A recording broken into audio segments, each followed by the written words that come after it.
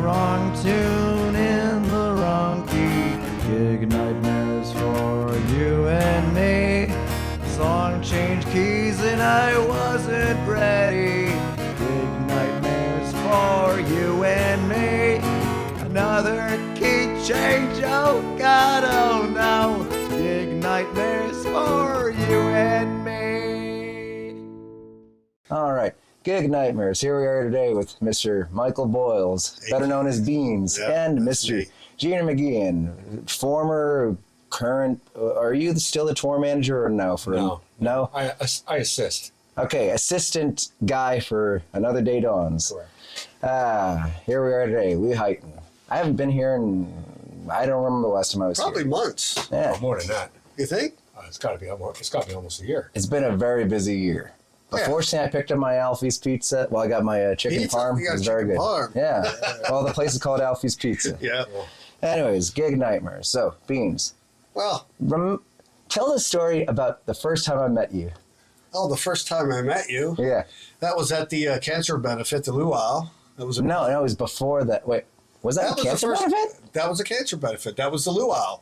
That's when I went into the solo too early on Google Dolls, long way down, and Tim gave me the hairy eyeball. That was my first time playing in front of anybody. And all of a sudden, this young fucking kid comes up. I can drop F-bombs? Yeah. All right, cool. But this young kid comes up, and he wants to play Alice in Chains. This kid's way better than I am. Huh. You know, I'm self-taught. Yeah. He's got all this knowledge. So, he leaves. I walk over to Timmy. I'm like, that little fucker's not getting my solo. I can tell you that. He's like, well, calm down, Pete. Calm down. So we get up there, we play it, and then nothing really happened until the following weekend when I went to rehearsal, and that young kid is standing in the same room, and I'm shitting fucking bricks. I'm like, I'm getting replaced. So no one told you that I was going to be there? No. Nobody told me nothing. I said that's kind of hilarious because, well, I reached out to, I don't remember who it was in the band I reached out to prior to that gig, but I said, hey, it might have been. Yeah, so, I reached out to, maybe it was him, because I was playing an acoustic, very short-lived acoustic duo that played earlier in that day. Yes. And I was like, hey, maybe this would be a good promotion thing. You know, I play a song with them, they play it, however it works out. And, so we did. And then afterwards, Tim says to me, oh, you're pretty good. Why don't you come to rehearsal sometime? And I say, sure, why not? So originally I wasn't going to because I was planning on doing the acoustic thing. But then that fell apart like 2-3 weeks later. Oh. I still have all the T-shirts from that. I need to sell them at some point. At some point, I plan to reform that band without her just to sell those shirts and then break up the band. Wouldn't it be great? How many T-shirts are you talking? Probably maybe like 30 or 40 shirts. Holy cow. I don't know. I haven't checked in a while. I got to sell them somehow. But anyways, he says, oh, why don't you come to rehearsal? So he sends me a set list of like, I don't know, probably like an hour's worth of music or whatever. Yeah, easily. And then I think we were up to like 30 songs by then. Well, for that one, it was just the opening set of like a 45 to 1 hour minute set. Right, and that would have been the original set list with the chains. And Yep. So then I think he reached out again and said, hey, we're doing Mean Street. Can you learn Mean Street? And I'm like, yeah, I can learn in 3 days. And then we went and did the audition rehearsal sort of thing. I show up with my my Epiphone SG to play like a lot of like these Van Halen songs. I remember the guitar. And I think I dragged my my heavy... I don't remember if it was a tube or a custom, whatever it was. It was a really, really heavy amp that the idea of like carrying up those 3 flights of stairs would have been absolutely horrible. So fortunately, I was able to just plug in and there we go. And we went from there. Yeah. I thought it was fun. Like I was having a great time. But then you, on the other hand. I was anything but having fun, Max. And I remember it was the next weekend I was underneath the father-in-law's van doing a brake hose. He called me. I answered the phone. He goes, you all right? I said, I don't know, man. I'm a little bit of sticker shock here. He goes, dude, you're not being replaced. Tim just doesn't want to have to play guitar and sing. I'm like, well, it would have been nice to know this. And then I get off the phone with him. Not 2 minutes later, Timmy calls. Beenz, you're not being replaced. That sounds like him. Jesus Christ. He said, I don't want to have to freaking sing and play guitar. I just want to concentrate on singing. You're not being replaced.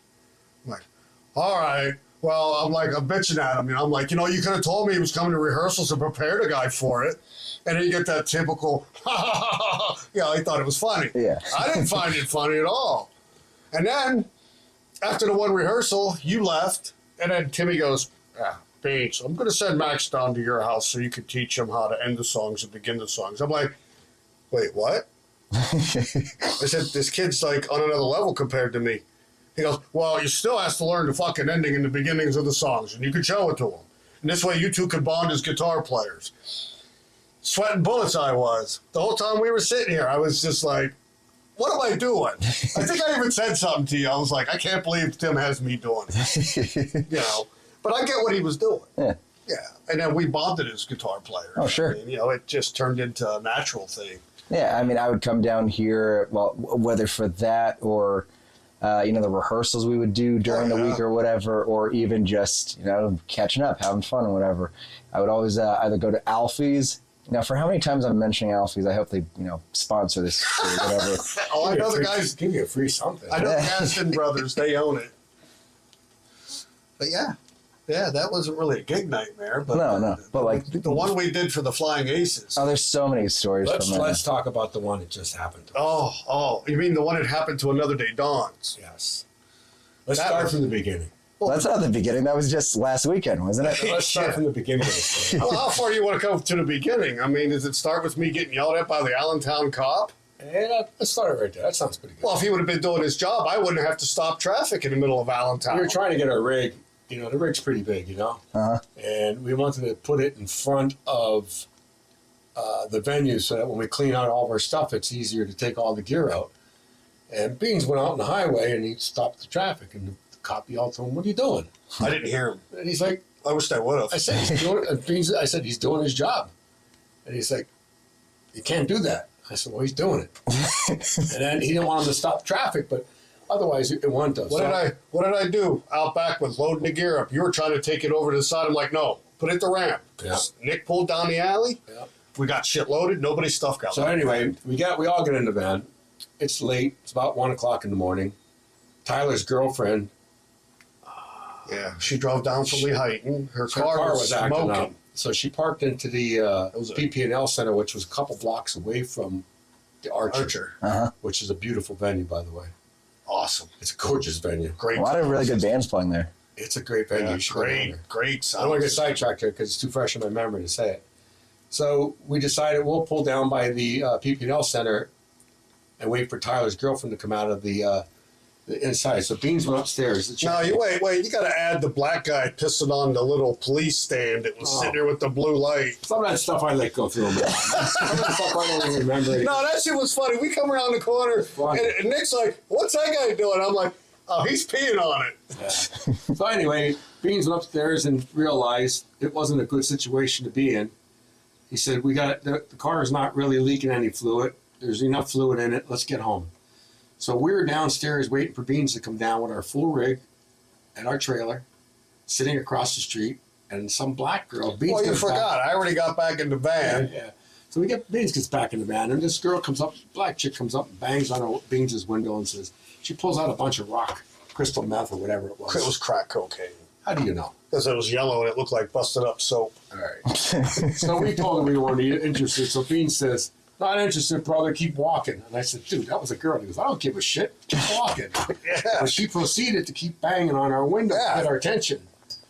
So I looked over at Dakota, the singer of Another Day. Both of us looked over at the same time and saw these guys put masks on and put a hoodie up over their head and start heading towards our car, to the van. And that's when I started yelling at Nick, go, The driver, go, the drummer, go. the driver. We were like, gotta get moving. Gotta get moving. Then the whole van yelled at him. Well, he was more worried about his guitar player, Tyler, and his girlfriend. He's like, Tyler wasn't in he was in no peril. We were. We were in serious peril. so Nick dropped it in reverse, went back a little bit, and pulled it off. and took off, and he almost hit the guy. Well, He almost hit the at guy. least they didn't shoot at us. Yeah, almost hit the guy. And if it was another 5 more minutes, We'd have been done. we would have been pistol whipped. Allentown. We would have got jacked for the van. What, $70,000 van, $30,000 worth of equipment? Oh. Gone just like that. Who knows if they would have shot us? There's a lot of those people that do that shit. They don't have a conscience. No, they're part of a gang. They gotta. And they knew there was a show at the Archer. Oh, van with a trailer. Money. Money. Money. Yeah, I grew up in them neighborhoods. I know. I'm getting a pistol. After that, I'm getting a pistol. Well, we have it now on a podcast. Not a bad idea. No, you just got to know where you can't take it, but you can't go into a venue with it. No. But you can actually have it in your vehicle so that, if you lock A up. situation like that occurs, at least you have a way to retort back if they start throwing lead. Anybody pulls a gun on anybody in a band member, I'm taking them out. Yeah. I should probably know this since I lived in Philly, but isn't Philly, for example, one of the cities where like you just can't have a weapon in general? Well, I thought they changed that law. I have no idea, to be honest. I think they changed You ever that use law. Perplexity? I have no idea what that is. Perplexity. Sounds very perplexing. Perplexity is a site where you can ask it questions and it'll tell the answer. Are you sponsored? You should be. Yeah, it almost sounds like an infomercial of some sort here, you know? You carry a pistol in Philadelphia. Oh, is it like a AI thing? Yeah, but it's I believe you can. you can carry a pistol in Philadelphia only if you have a valid license to carry firearms. CCW. Oh, You have to have a CCW. But up here, you can open carry. In other words, you have a holster on your hip, your gun's visible. You have to have a CCW to conceal that weapon. Yeah, and it says that you need a permit to carry it even open too. But anyway, Anyway, I'm kind of getting off topic. no, we're not really. Because We're talking guns in Philadelphia. I'm getting a pistol. But one of my gig nightmares involved Max. wait, Flying Aces, right? Flying Aces. I actually told a little bit of this story when I was talking to someone else and just saying, that was kind of not a good move on my part. It was a brutal day. Hot.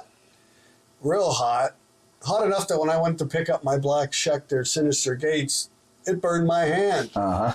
And Okay, so the context of that. the context was in between tunings, I failed to change my tuning. Well, even before that, because like that whole day literally can be considered a gig nightmare. Well, yeah, because... Okay, so it was June of 2022. Well, I'm glad you remember, because I want to say June 25th, because I think it was the same day that I think Motley Crue and Def Leppard were doing their stadium tour in Philly. I might be wrong on that, but I think that's right. Anyways, so we get there.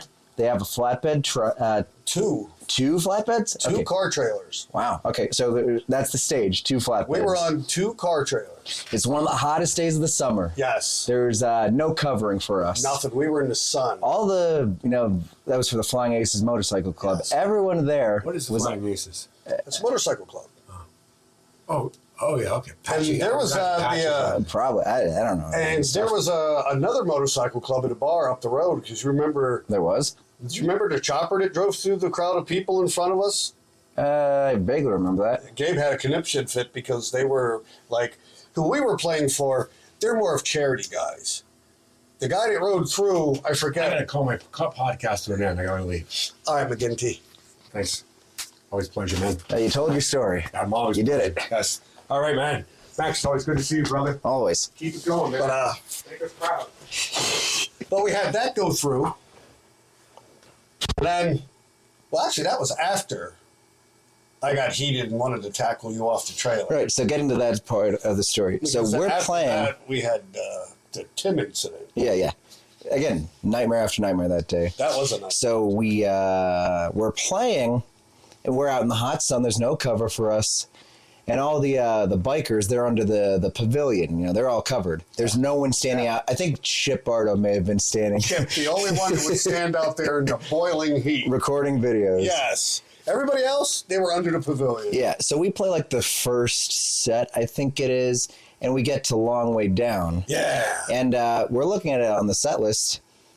And if I remember, it's right around that time that Tim's looking at the set list and he says, "What does that say? I can't see it." Because we think he probably had like a bit of a mini stroke just from the heat that day. And I remember I leaned down and he looked at me and he said, "I don't know the song." And I remember saying to him, "Tim, this has been in our set list since the beginning." And he had this look of just confusion on his face. But the tackle incident, Right. Okay. So that was before. Okay. So before that. Okay. So That was before that. We're about to do Megadeth, Symphony of Destruction. Normally that's in standard, but I think we do it in a half step down. Step down. Right. And I was set for something that we played before that. Uh-huh. And it was just so hot, I totally forgot to step on the pedal. And we started the song. And then there was this snarling look on Max's face as his head turned around. And all I heard was, wrong tuning, asshole. I was just so hot and miserable. The first vision in my head was drop the guitar and tackle him off the car trailer. The 50-year-old in me said, don't do it, bad idea. So I quenched that urge and fixed my shit. I'm just saying, I would not have blamed you. I would have deserved it. It was one of those moments where you just see red and you're just like, who the fuck does he think he is? Like, he don't make mistakes. I'm fucking. And I'm like, hey, calm down. Well, not trying to explain it or anything, but I guess sometimes, and it's something I've felt a few times, like when you play gigs and like you have somewhat moderate success with it, you start getting like a little bit of and I feel like it happens to kind of anyone who plays in a band. You get an ego. Yeah, you get a little bit of an ego. Yeah. And it really is a terrible thing because then you, like, in a moment like that, it's like, hey, you made a mistake. Stop being a jerk. And it's like, no, man. Everyone makes mistakes. I look at it like this. The ego comes with wanting perfection. Sure. And that's my life with everything. And when I make a mistake, I kick my ass over it. So for you to bark at me, it only made me madder because I was already pissed that I fucked it up. And then after that was the whole Tim not knowing long way down. Yep. And then luckily one of the biker's girlfriend was a nurse. And she's like, I think he's having a stroke. And then that's when they chucked him on the ice blocks in the Yingling trailer for about 45 minutes. Didn't they like literally put him inside of the ice tank? He was inside with the beer. Because he was just overheated. But that turned out to be a mass tumor in his brain. That's what that was. That was a nightmare in itself. Yep. I remember when he first was diagnosed with the cancer, my couch was over there on the opposite side of the living room. And he sat down. He says, I have an announcement. And he's like, I'm stage 4 cancer. And then that's whenever flipped out, oh, cancel all the shows. And Steph was sitting out there and she stood up and was like fucking hell we are. I forgot all about that. And then jumped up, knocked my hi-hat down on my guitar cable. I was screaming at him like, don't be fucking my shit up, because he was going to get hurt. Oh, that was a gig nightmare. I can remember when we played Artie's. That was my own gig nightmare. Wait, but before we get to that point, because I think I know where you're going with that, but that same day, Flying Aces, I don't know if you remember, but like once we finished playing, I had to get out of there really quick. Yeah. Because I had another gig that day. Yeah, that's right. You had to go south. Yeah, I had a gig in South Jersey, Gloucester City. Gloucester. Gloucester. That's a ride from up there. Oh, yeah. I think that was like maybe a 3-hour drive or something. Easily. Because my buddy who was drumming in a Dio tribute band, he said, hey, my guitar player has nerve damage in his hands. Ooh. So he's getting a steroid shot, but we're not sure if if he's going to be able to play the gig.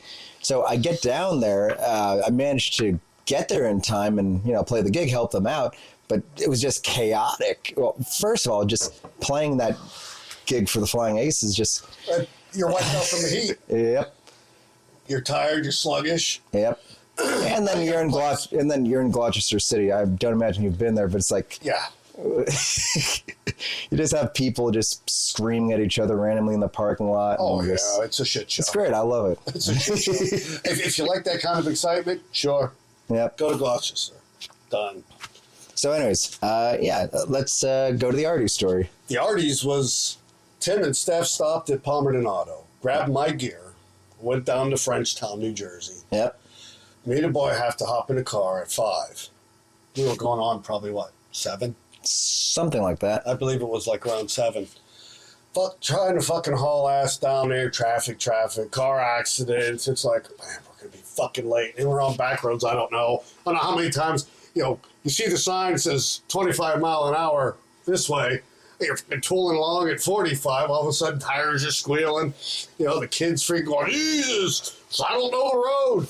And then We get in the parking lot, the place is packed. We walk in, you guys are playing already. I'm panicked. I'm like, shit, I can't believe we can't be this late. Michael's like, oh crap, I gotta get my camera set up. So panic sets in, and you guys stop playing. And Tim comes over and he goes, calm down. We were just doing rehearsal. You're fine. It was just a sound check. Yeah, sound check is what it was. And I was like, I was at like 100 mile an hour up there on the stage, getting my shit. And then I was so glad I brought the BC Rich. Uh-huh. I had the Schecter, and I cracked it open to hard tune it. And as soon as I let go for the high E, bing, off the string came. I'm like, you gotta be kidding me, right? And then the old BC Rich came out. Tune-o-matic bridge, baby. Boop, boop, boop, done. All right, I'm ready. That was one of my nightmare gigs. Well, I remember, and like there's the video from that gig. When Mr. almost took that audience member's head off with his bass. Yeah. If that guy wouldn't have bobbed his head at that moment. Like, it's amazing with the video because, like, it's literally like a split-second thing. The guy goes to bend over, and that's when he does a spin move that otherwise would have taken his head off. It's amazing. I wish they could find that guy, show him that video, just so he could see how close he came to getting hit by a Fender Squier baseball bat. I don't remember the name of, because like we were opening for the Four Horsemen, the Metallica tribute, but there was a band that went on after us. I don't remember what they were called, but all I remember is like they kept saying something along the lines of, everyone say hi, Eric, who I guess was their drummer, something along the lines of that. Yeah. So that was just kind of one of the running jokes of the night, just saying, They weren't, hi, Eric. they weren't that good. I remember nothing about them. All I remember is like with us doing like the 80s hard rock sort of thing, we were much more genre-wise a fit. With yeah. the Four Horsemen. I think that's why they probably seen what we were playing. It was like, oh, that's a good fit. That's a no-brainer. Yeah. You know? So one of the stories that I remember from the first couple gigs, I think it was the second gig with the band. Goodfellas was a good one, too. Was Eric singing? Oh, well, I wasn't there for that one, but we can tell the that. tuning debacle. Yeah. So, but the one I was going to say, Berwick Theater. Oh! Opening for Bark at the Moon. Yeah, you had a good night. Yeah, well... You got stuck. Well, that one, it was, I guess, my first time playing at a theater with a rock band. Like, I've done, like, theater productions, like musicals and whatever. Cats. No, I've never done Cats. But it was my first time playing with like a rock band in a theater. So this was kind of like a big thing for me. And it was in Berwick where I have like a lot of friends and et cetera. So it was Halloween, I remember. So we were all dressed up. You had your Beetlejuice with the wig.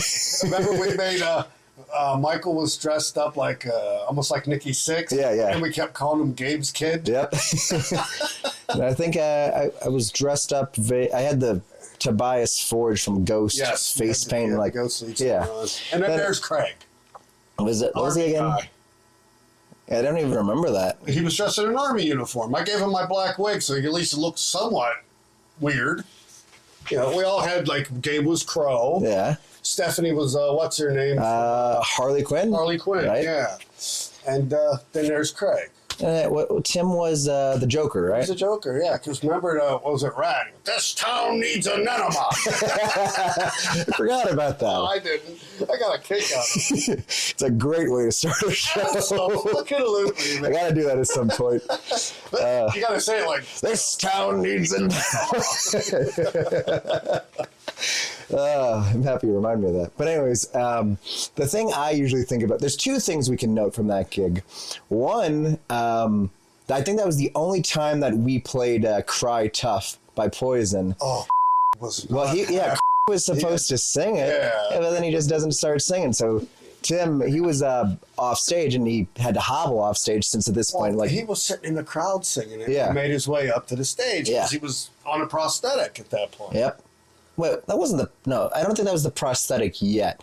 No, it was it was the cast. The boot. Yeah, that's what it was. Boot. That's Yeah. what it was. Yeah. Yeah, so he had to like get back up on stage to sing the song since didn't sing it for some reason. Wow. And but the other thing from that gig, well, you know what else he did too? What? He screwed up because we have the Dirty White Boy and the Van Halen in the different tuning. Yeah.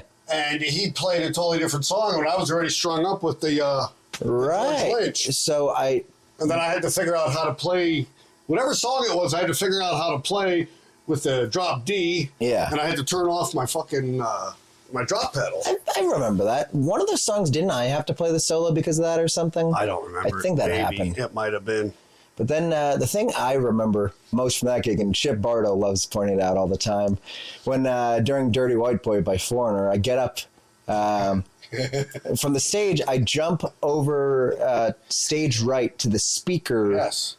tower that's Yes, you there. did. And I put my foot up on there and I'm trying to look like a rock star or whatever. And I play the solo and it's great. And you But then I realized, wait, I'm wearing skinny jeans. Skinny I jeans. can't move my leg off of this. And I'm just losing my balance. And like, if I fall, that's probably like a 15-foot fall there right on my head. There was a big gap between the speaker Yeah. and the stage. Yeah. So, I mean, fortunately, I managed to hobble off of there and jump back onto the stage, but you can see the fear in my eyes. Well, I know, and that was the best part of the fact that Michael came to the shows and videotaped this shit, because not only are they really fun memories, but you can actually sit and you look at your face and you're just like, oh shit, now what? Yeah. I mean, again, could have gone much worse, fortunately, didn't. Absolutely. You got all fucked up. You wanted to tell a Goodfellas story. We played there, what, 3-4 times? Oh, yeah, easily. I was happy when I got to interview Tom Bartasavage and the Ricky and the Ricardos, and we got to talk about him filling in with when we opened for the Rush tribute. That was a gig nightmare. It was fun, though. Yeah, but I mean, he had, I think, 2 days to learn all those songs. But he did them at such high tempo, fast tempos. But it was hilarious because like he's playing these songs and you're turning around just like, yo, what are you doing? I'm like, no.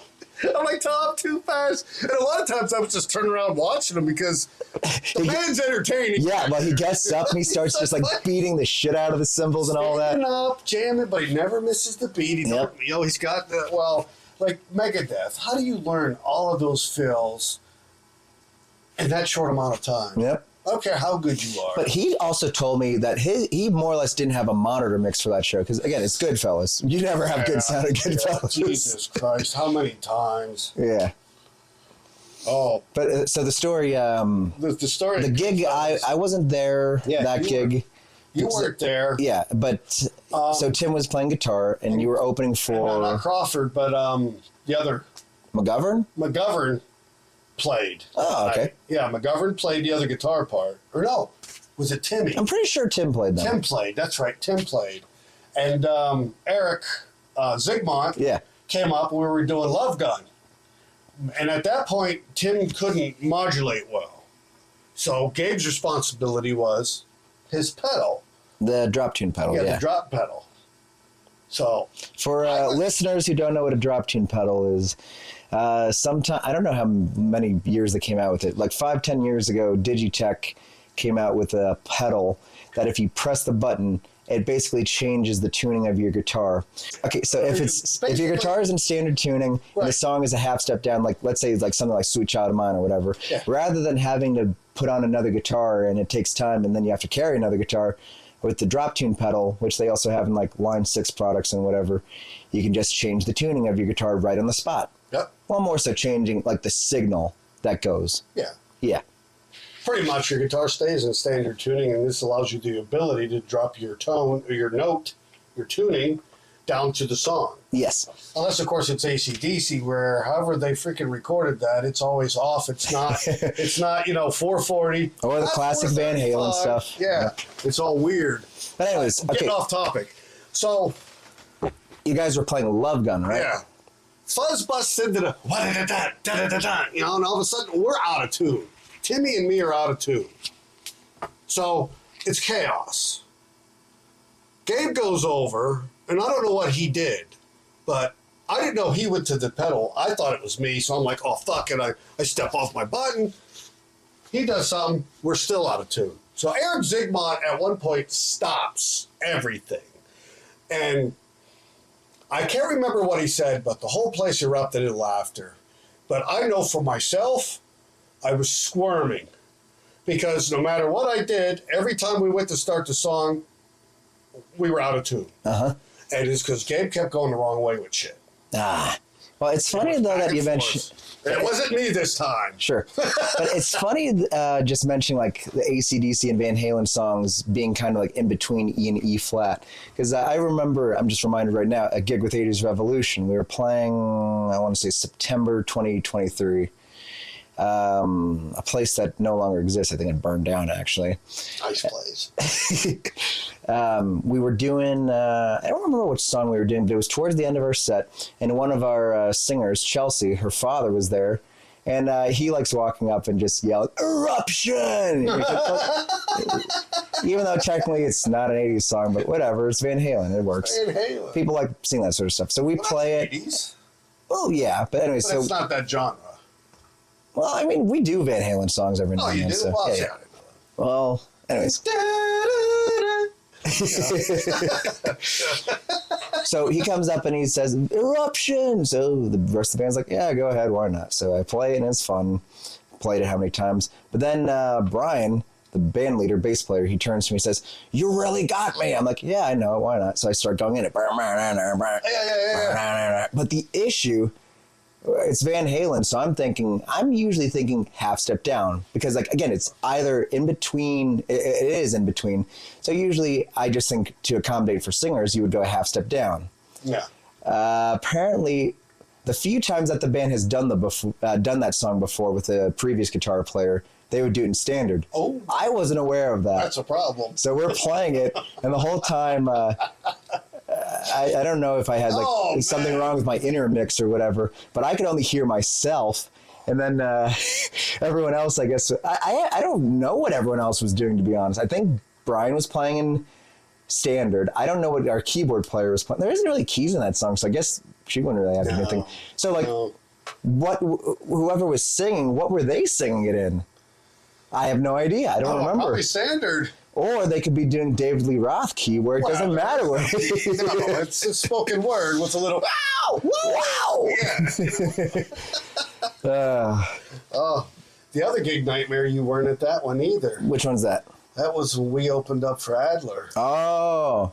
What happened with that one? We got us there at 2 o'clock in the afternoon, and if you were ever up at the Susquehanna Event Center, there's nothing there. It's a fucking parking lot, basically, or grassy field. There we are. It's hot. We got Gener Suburban, and we're all huddling underneath the tailgate because the sun's just baking you. The guitars are under the cars. And like 2 o'clock in the afternoon, we're there. We didn't have sound check till 6. Tim sent them out to Walmart to get tents. And it's like, wow, man, like we have there's no coverage. And obviously we couldn't go up on stage where there was a cover. Yeah. You know. But that was a gig nightmare. The instruments were not happy because it was just, you're out in a blazing heat. Didn't you have a instrument tuning stability issue when we played at Hogs Hollow outdoors? That was the Black SL that Michael got me. Yeah, the Jackson with the gold hardware. Yeah, it's around the corner. Yeah. And it had the Floyd Special on it. Ah. And it just would not tune. It would not tune. It wouldn't keep tune. And at one point, I got so mad, when you could envision yourself doing something really stupid, like I wanted to grab it by the neck and just send it. Instead, I walked back and put it in the case and I cursed at it. And I grabbed the backup plan, which is in a lot of videos, the BC Rich, my bitch, the exclusive. It's a good guitar. Had it for 25 years. I dropped it. It has a crack right in the finish, but it didn't crack the neck, thank God. It was a moment. I think that was another one of the gigs where I made the mistake of when I'm playing the whatever with my left hand and my right hand is free, I go to just palm your bald, sweaty head, and it just feels like... Not once. No, I've done it more times than I should have. But when you watch it on video, you see the look on your face as you do it. And it's priceless. Well, I see it, and it's like, oh, it's so shiny. I gotta... You rub it for good luck. That's fucked up. And then you do it, and instantly I'm like, ugh, I gotta wipe my hand. It's like, What other gig nightmares did we have? I probably wrote a few of them down. Let me see. Going a little bit out of chronological order, but I think the story of getting to sing for the last gig. Okay, so from what I have written down of my memories. Okay, so Tim, unfortunately, as we know, he passed roughly around a year ago now. We're recording this at the end of May, about to be June. I think it was... Which procedure was that he was in the hospital? Was that the brain surgery or what was that? I think that was a brain surgery. Yeah. So early 2023, he's in the hospital for brain surgery, and he's there for a little while. And people are coming to visit him. And our one, I guess, former friend of the band. Yeah, former friend of the band. I'd go with that. Yeah, former friend of the band comes to visit him. And I guess Tim mistakes him for someone else. And he points at him and he says, "You need to sing the show." Yeah. And that's where the nightmare began. Yeah, for me. so our former friend of the band, he's not really a singer, and well, that's just the nicest way of putting that. He's not really a singer, but he now had the idea, I gotta save the show, I gotta sing with the band. So eventually Tim gets out of the hospital, he's back home, and we're rehearsing for the show. The fact that, it just needs to be said, everything that Tim went through, whether it's like, the cancer, the leg amputation, the arm breaking, still kept going and playing shows. Yes. It's ridiculous. Well, he loved music. He loved music that much. I'm still just always blown impressed away. by it. Yeah, you're blown away by his dedication because he had the band thing with Still Rose. And then touring with Steve Miller, touring with Sawyer Brown. Yeah, I mean, out with these people, and now all of a sudden we had this nucleus. It was like a family. Yeah. We were all family. I mean, we spent days up there eating dinner, laughing, picking on one another. You guys had, you and Michael having how many dads trying to direct you through life so you don't fuck things up like we did, But like you said, the man was a rock, no matter what. Like even on his deathbed, like when he was stuck in the bed, I went up with some of my mixes and stuff and like some of the riffs and some of the little shit I put together. Even there, like he just started coming up with riffs. Like he would just start riffing vocally over it. I'm just like, I just get fucking pissed off sometimes. I still do. Like, why did he have to go? Yeah. But getting back to the story. Yeah. Sorry. All good. It went down that road. No, it's all right. I mean, I'm grateful for the chance to, get to, have the memories live on, Oh, absolutely. And that's why, I think I mentioned before, but, one of the big inspirations for me doing this podcast was just all the different stories he would tell from being out on the road. On the road, yeah. I'll get to some of those at some point. But, right, so... Our former friend of the band comes to the rehearsal, and he's has some of the songs that we're going to do. One of them was I think, Bathroom Wall. Yeah, Bathroom Wall. Pussycat. Yeah, by Faster Pussycat. And I got your number up the bathroom wall. It's just You forget, Tim sent him down here. Yeah. And I tried to work with him vocally, and he just couldn't understand or didn't have an ear to realize how bad he sounded. Yeah. That's what I take from it. I'm not criticizing the guy, because I'm the lead singer of anybody's band. But, I mean, there's a difference between knowing pitch and not knowing pitch. Well, I think one of the biggest issues was, Tim is the kind of person that he will teach anyone who wants to learn. Oh, and he offered to this person. And he lives right there. Yeah, literally, no more than 5-10 minutes down the road. Yeah.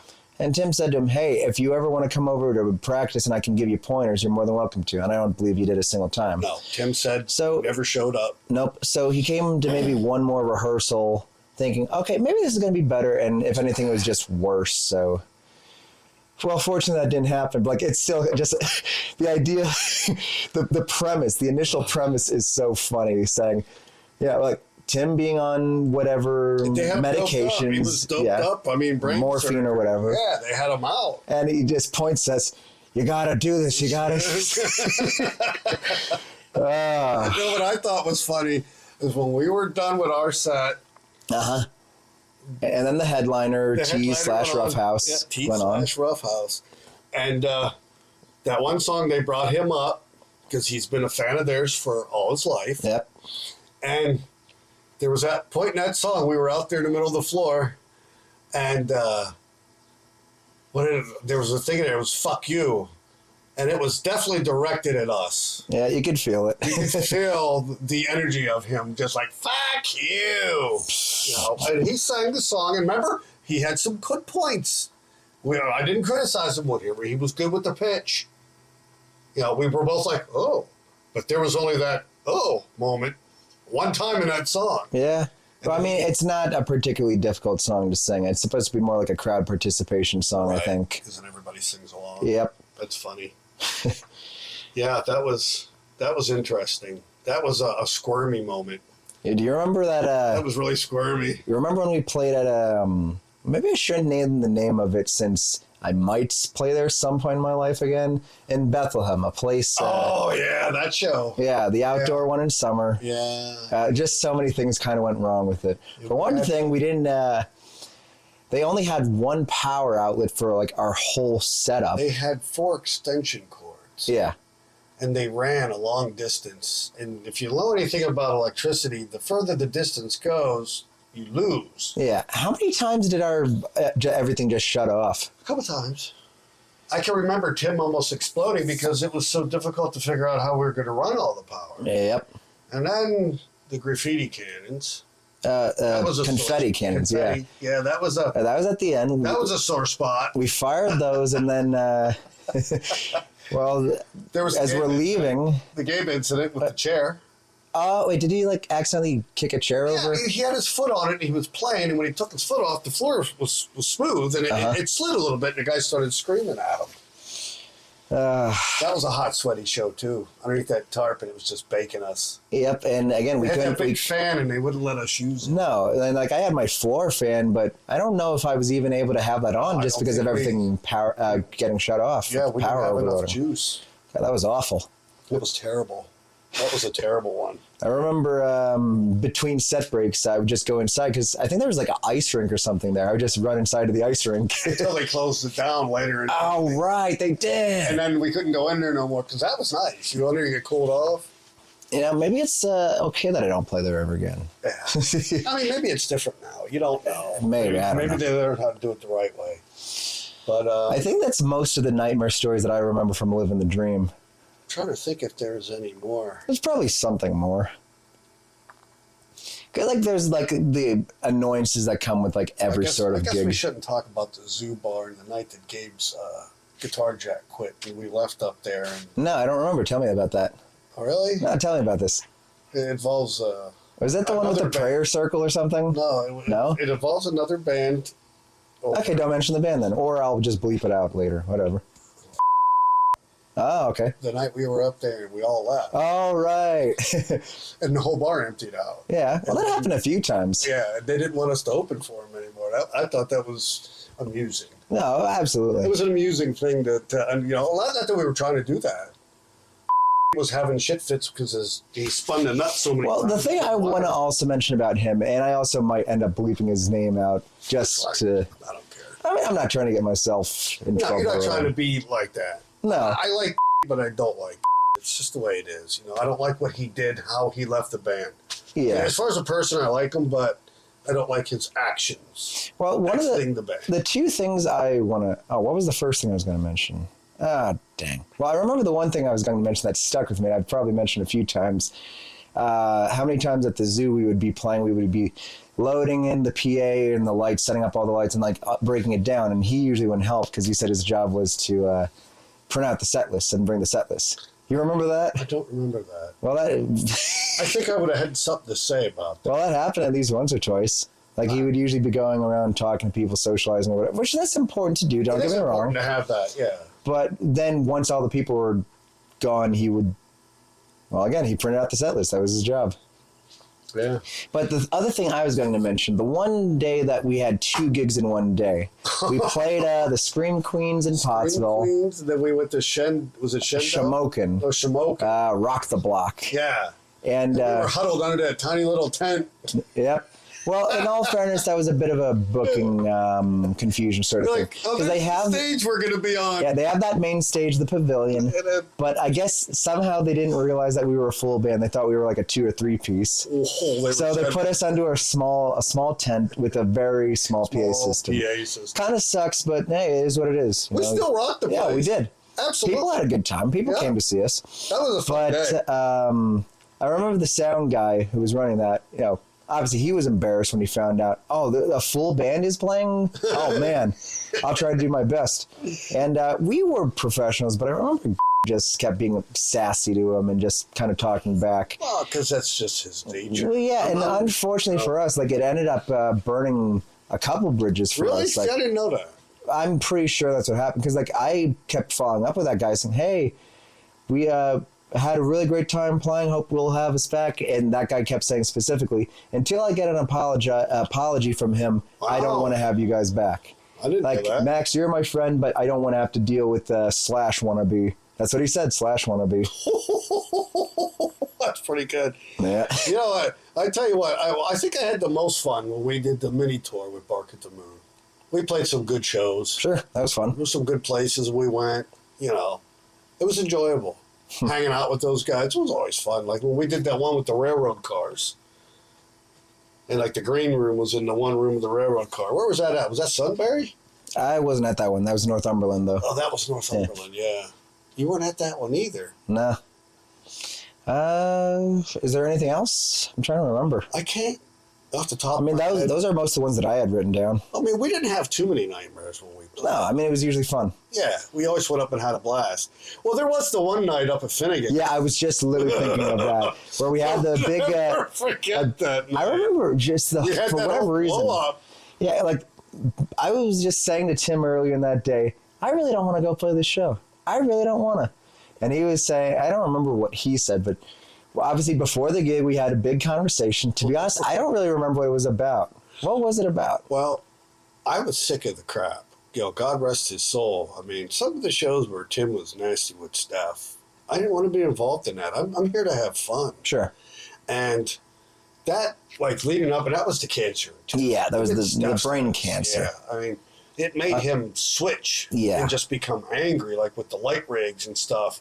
And he would just be so pissed off. I'm like, wow, it was becoming to a point where It was difficult. I didn't want to do it. It was sad to see. Yeah. I didn't want to do it anymore because I wasn't having fun. And that's what I told Tim at the beginning. Yeah. I want to have fun doing this. I don't want a shit show. I've heard too many stories, you know, of shit just being nasty. And I was quitting that night. And then it was the whole fiasco with when Tim called out for his sloppy bass playing. And he got butthurt. And so had a beef. I was quitting. I waited. Everybody, then Steph was crying. She was upset. And everything stopped. And I waited till like the very end. And I said, well, I got an announcement to make. I said, after we fulfill our gigs, I'm done. And all of a sudden, it's just like everybody's staring at me. I'm just like, you know, yeah, I'm done.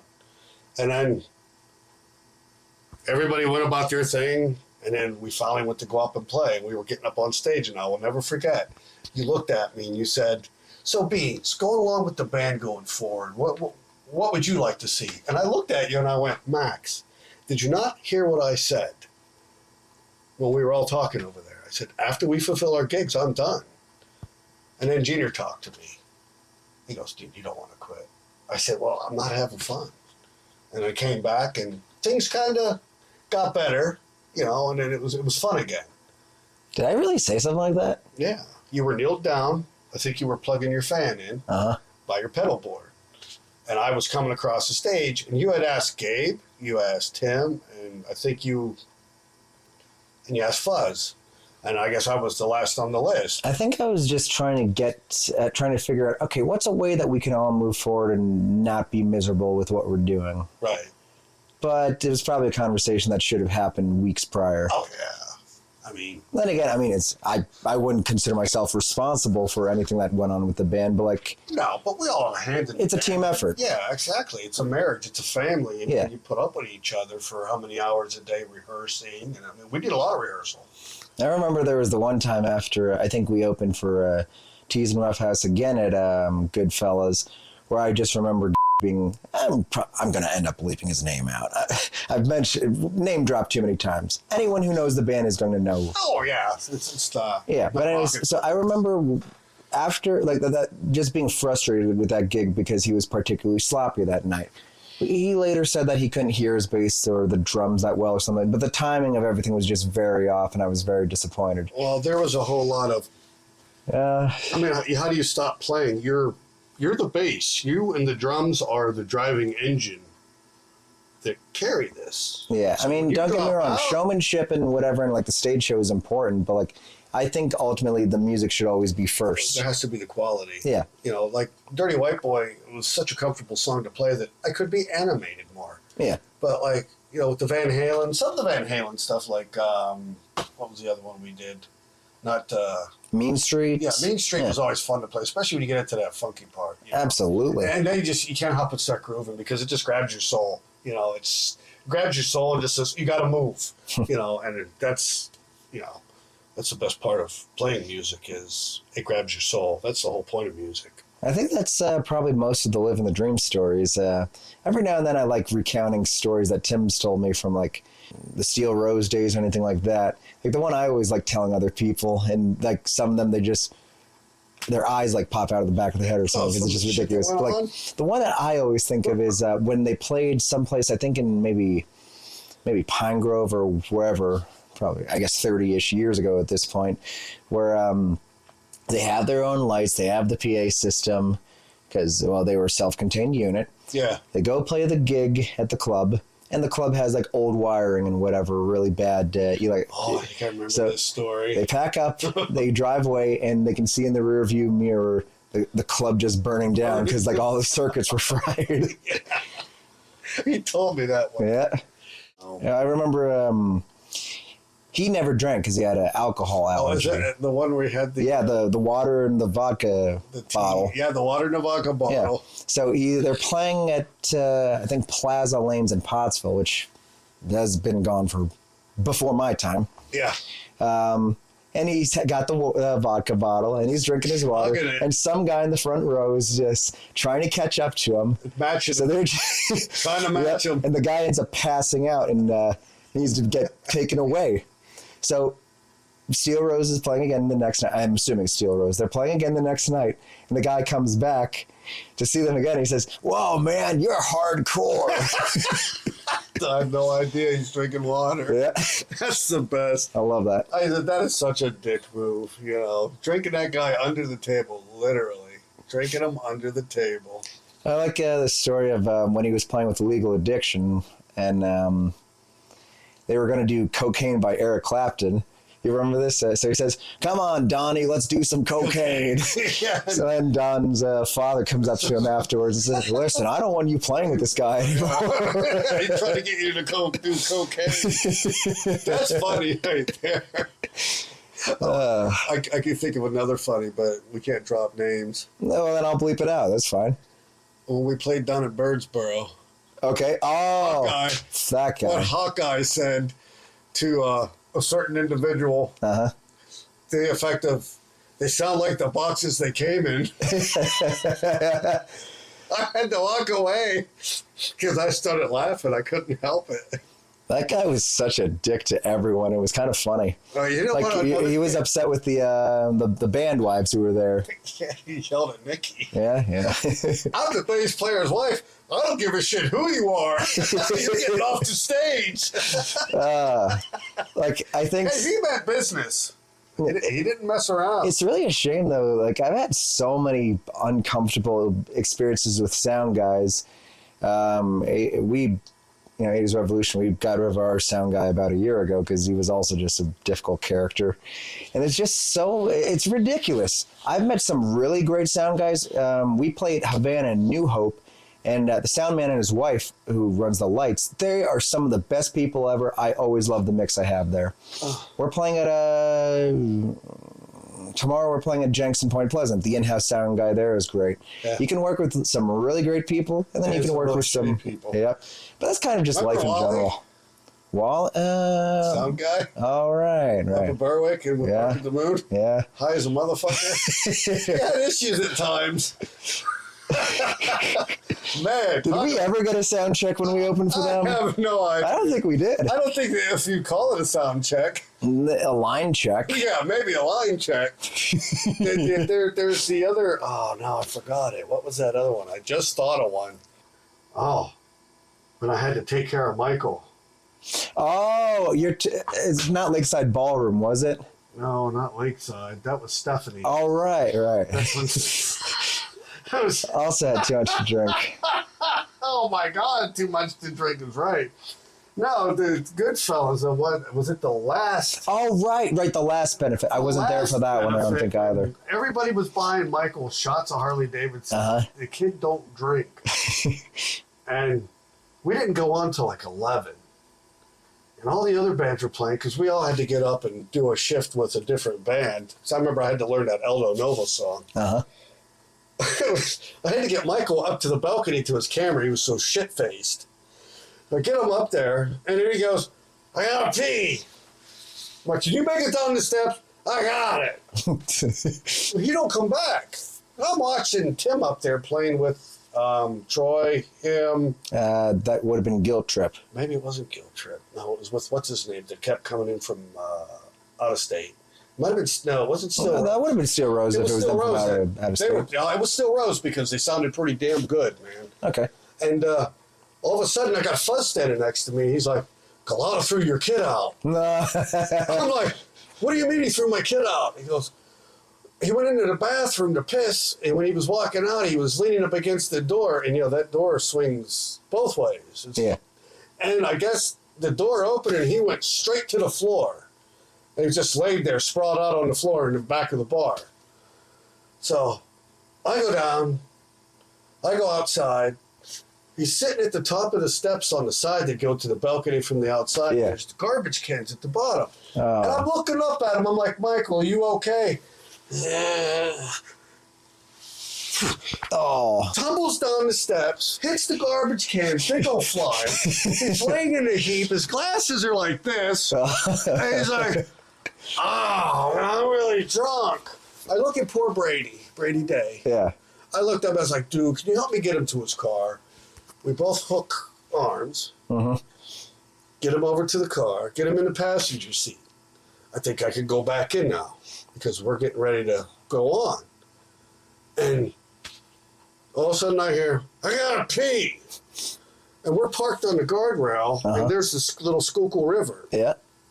I look at Brady. He looks at me, he goes, I'm like, dude, you gotta help me, man. You gotta hold him up while he pees. It's like, he looks at me, he goes, all right, man. So we get him out of the car. I look right at Michael. I said, dude, you fucking pee on me, you're going in the river. Oh, Brady busted out laughing. Michael's like, I'm like, oh my God, I gotta deal with this drunk kid now. Jeez, I'm realizing I haven't seen Brady since like August or September. Yeah. I hope that kid's doing good. I don't know. Great bass player. Absolutely. But, and then somebody come running out after we got him in the car. We had to hurry up, run and do our set. We did our set, and I get out there, and still fucking wide awake, still shit-faced. Oh, no, actually, I talked to Mike a lot, because I didn't know how to tear his shit down. Yeah. So I went out and I got him in there, I helped him upstairs, and then he's hugging everybody. I love you, man. Goes over to Tim. I love you, man. You know, it's that whole drunk love you thing. Yep. The ride home, the drunk crested the hill to the bad side.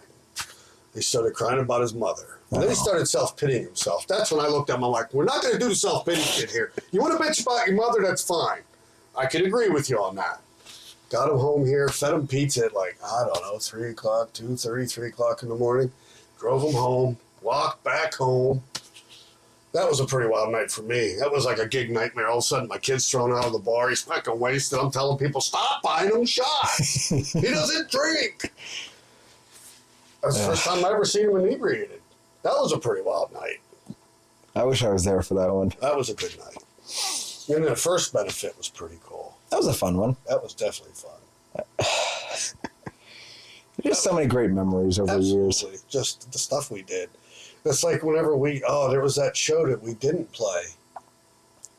Oh, which one? The one that was down towards Harrisburg. Oh, Racehorse Tavern. Yeah. Yeah. They're like, we stopped smoking at 8 o'clock. Fucking, I'm hacking, Tim's hacking.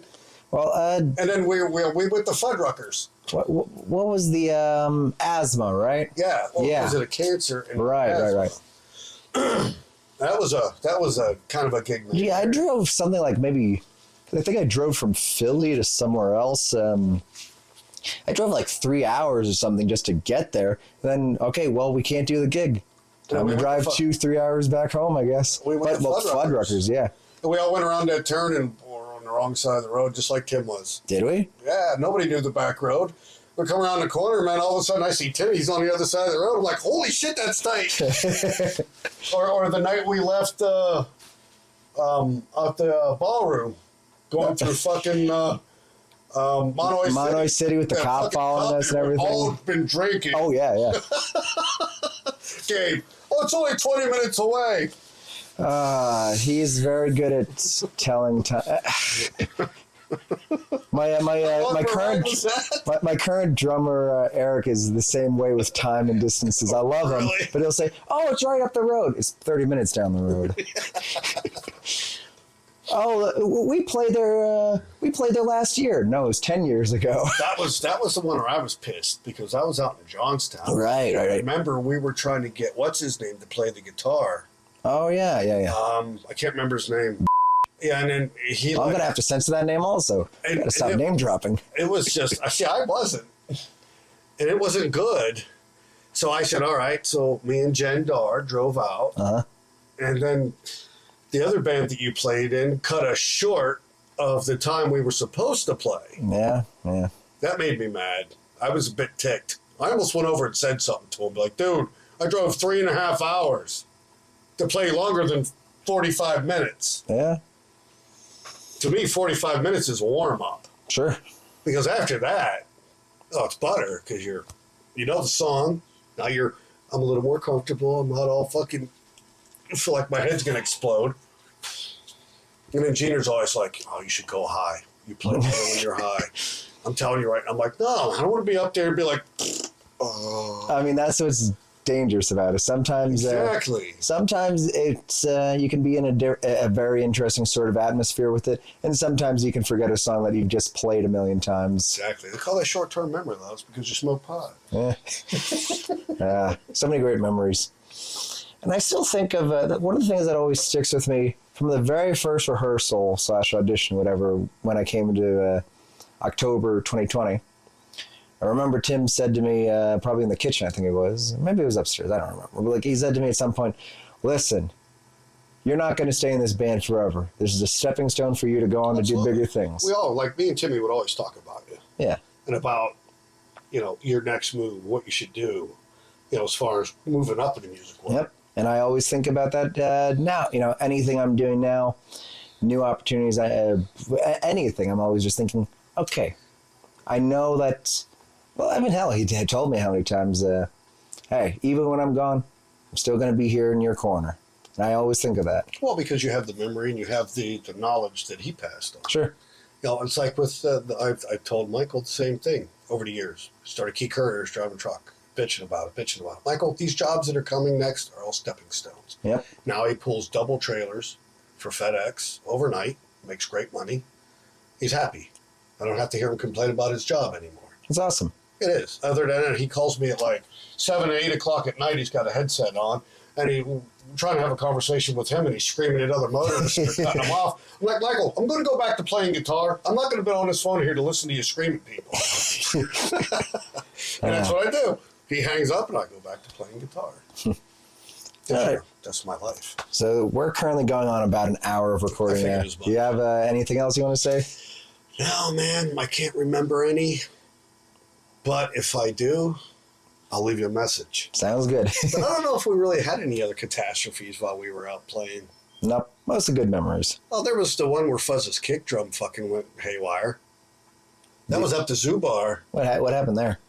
Well, because I was stuffed in a corner. Uh-huh. And I don't remember what song we were playing. All of a sudden, Fuzz is moving around a whole lot more for what he's playing. Uh-huh. And I look over, and his kick is no longer kickable. It's off to the side. So the pedal disconnected. It's gone. Well, and he's sitting there going like this, bang, bang, and he's playing, but he's kicking the kick drum with his freaking foot. Uh-huh. And I remember I went up, and I kind of tugged on Tim. I just remembered another gig nightmare. Oh, great. That hurt. That hurt bad. Oh, But I had to go up, and I had to get Tim's attention and let him know that we have an issue, because, at that point, as soon as the song ended, I went up, I said, "You got to wait.